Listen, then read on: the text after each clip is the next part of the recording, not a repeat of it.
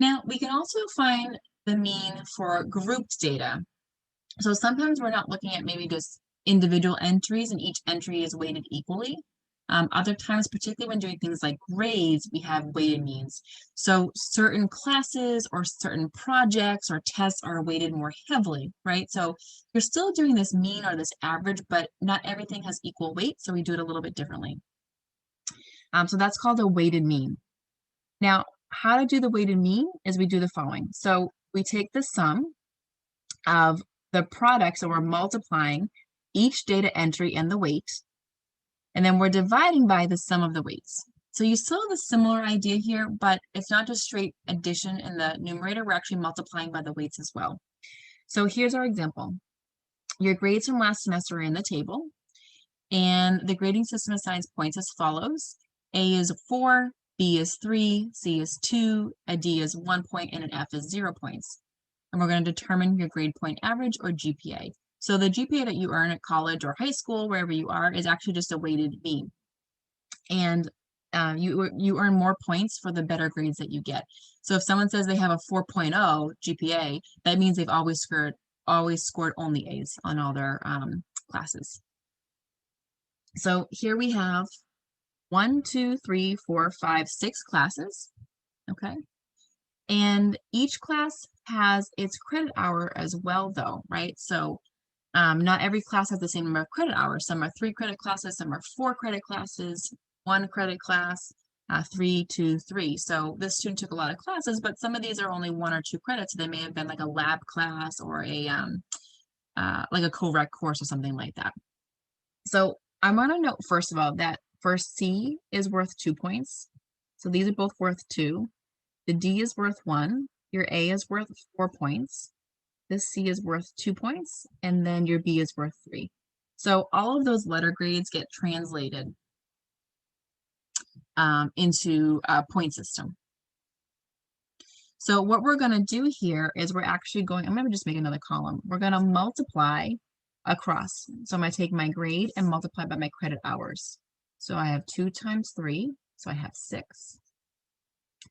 2 times 4, which is 8. 1 times 1, which is 1.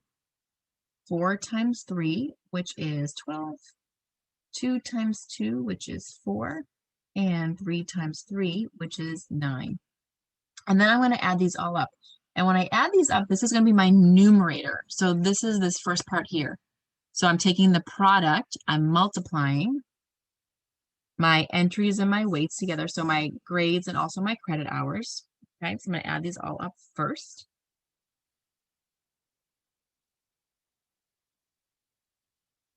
So I have 6, 8, 1, 12, 4, and 9.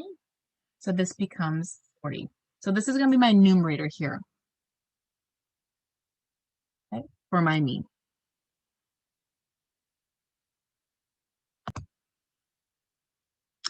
Next, we need to figure out our denominator. So in this particular problem, that's going to be your credit hours. Okay, so these are your weights. Each class has a different weighting depending on how many credits it is. So an A in a 4 credit course weighs a lot more heavily than an A in a 1 credit course, right? So altogether, the student took, let's see, 7, 8, 9, 10, 11, 12, 13, 14, 15, 16 credits.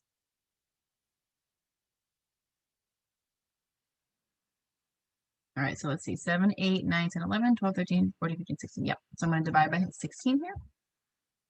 And let's see what we get.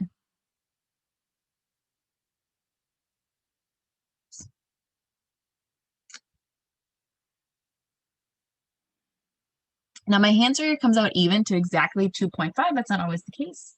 So this student has a 2.5 GPA for that particular semester. Now we can also apply the same weighting idea to frequency distributions, and that's what I want to look at next. All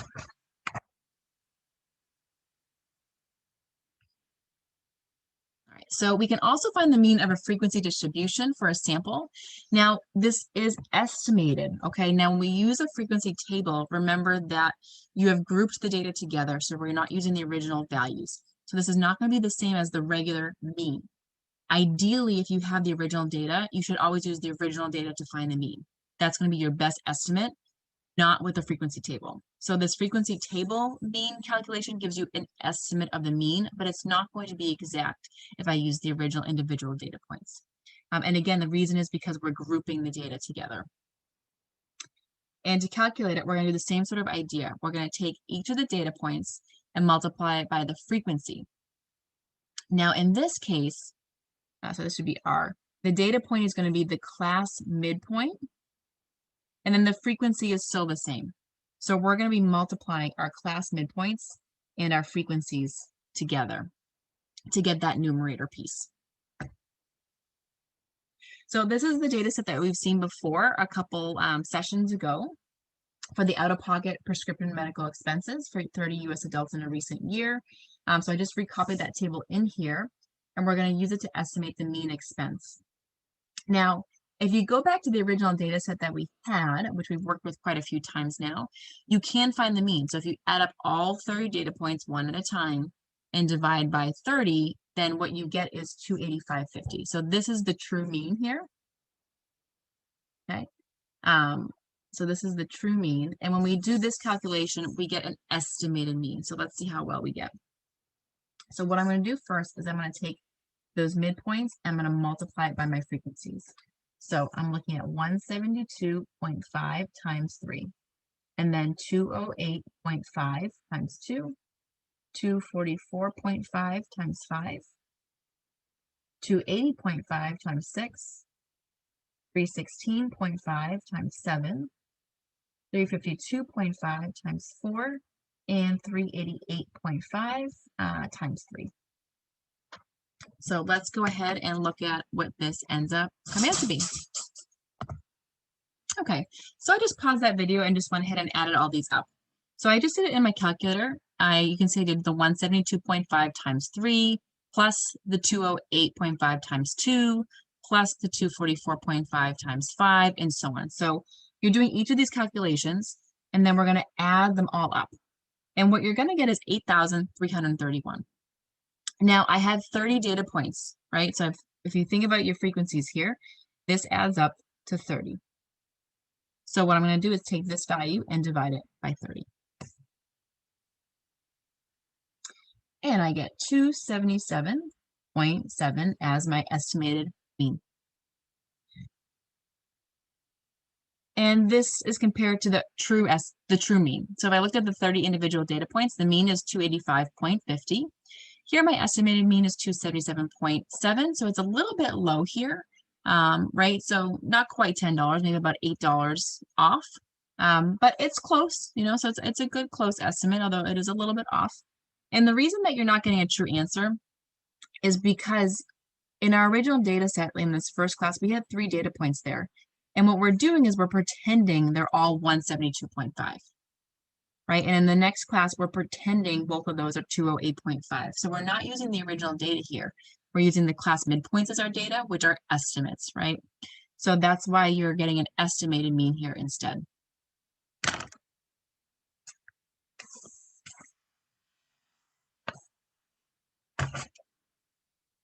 All right, so the last thing I want to talk about are the different shapes of the distributions. So graphs can have a ton of different shapes. I'm going to show you 4, but these aren't the only 4 things that can happen. Graphs can look all different ways. And that kind of makes a note over here is that, you know, there are graphs that are U-shaped, M-shaped, W-shaped, upside down U's. I mean, they could look any different way at all. So here we're talking about 4 specific kinds. So the first is symmetric. And remember, when something is symmetric, it is a mirror image from one side to the next. All right, so for instance, a butterfly is symmetric, right? Its wings are identical from left to right. In general, our faces are symmetric, right? If you cut down the middle, the left side and the right side are about mirror images. Maybe not perfect, but about mirror images. So symmetry is when you have a mirror image. And our first example is this one here. Now, this one is symmetric. It also happens to be what's called a bell curve shape or a normal curve shape, where you kind of have this not a great picture, but like a bell idea to the shape of the graph. It kind of curves up and down like that. You can see it here. Now, there are different types of graphs that are symmetric. This one's also symmetric, but it is uniform. So it's more stronger than that. It's uniform. It's perfectly the same, perfectly equal all the way across. Now, in the real world, your data is never going to be perfect. So if it's close to perfectly across, right, if your data, it kind of looks like maybe this bar is like this, and then this one's like this, and then this one's like this, and then this one's like this, and it kind of looks like it's pretty close to uniform, if I'm being more realistic, then we still consider that uniform. In the real world, data is messy. It's never going to look perfect. But if it's almost looks rectangular going across, then that would be your uniform data. So your symmetric data is a mirror image on both sides, the left and the right of the graph. So technically this is symmetric too, but stronger than that, it's uniform or rectangular, meaning that it's pretty much equal the whole way across. Again, symmetric graphs can look different.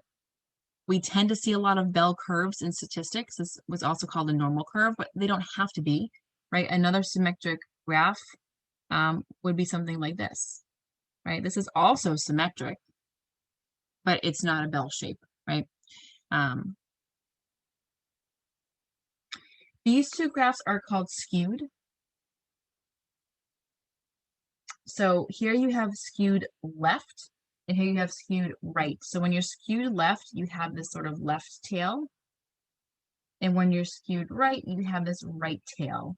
So your data kind of hangs more to one side. It's not symmetric.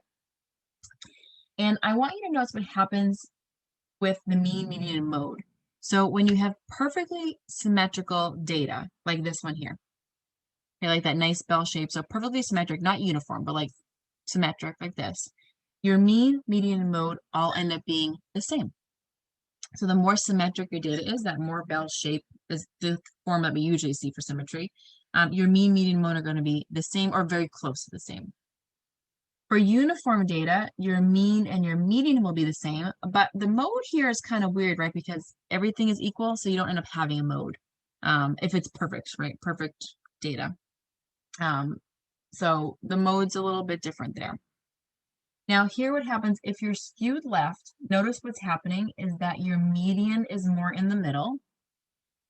Your mode is a little bit more to the right, right? Because your mode is your highest frequency. So your mode is your highest bar, right? So your mode, because it's the highest frequency,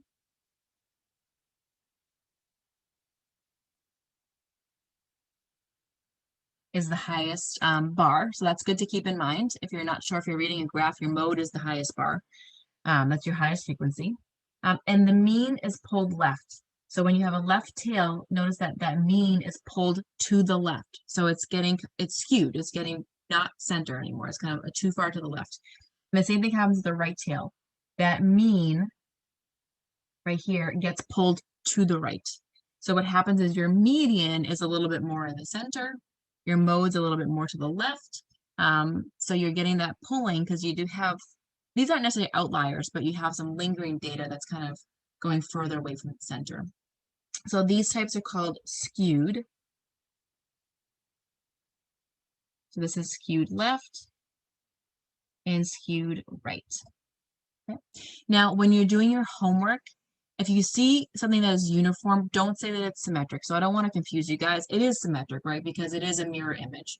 But the idea of uniform is stronger than that. So if you're doing homework and you see something that looks rectangular, click uniform, click rectangular. That's your answer, okay? For symmetric, they're looking more like anything that is a bell shape, or even this way, this is a U shape, right? Kind of look, you see it kind of makes a U. So they mean symmetric, but not uniform. Okay, so as you're doing my math lab, if you see symmetry, but it's not uniform, that's what they're really referring to for symmetric answers. If you see something that is more uniform, even though it still qualifies as being a mirror image, you want to click uniform or rectangular there.